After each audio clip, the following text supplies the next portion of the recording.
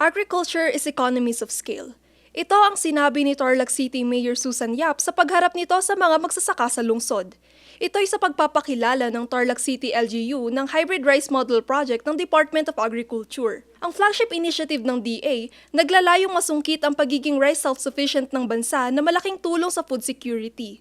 Sa ilalim nito, ituturo ng ahensya ang paggamit ng high-yield hybrid rice varieties, paggamit ng climate-smart technologies at modern farming method. Sa marami ng dalubhasa ko na kinakausap dati dahil gusto ko iangat ang kabuhayan ng ating mga magsasaka. Palagi kong nakukumpara, bakit yung mga magsasaka sa ibang bayan, ibang bansa napakayaman para alamin ang mga teknolohiya at sistemang ginagawa sa ibang bansa at nagiging mayaman ang kanilang mga magsasaka.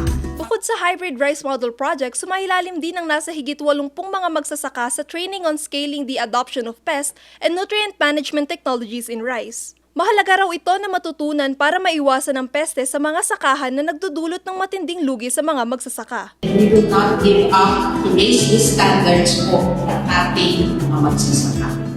Ang mga proyektong ito, simbolo raw ng patuloy na pagsisikap ng Tarlac City LGU upang mas maiangat pa ang kabuhayan ng mga magsasaka sa lungsod. Kathleen Manipon, Nation on the Move.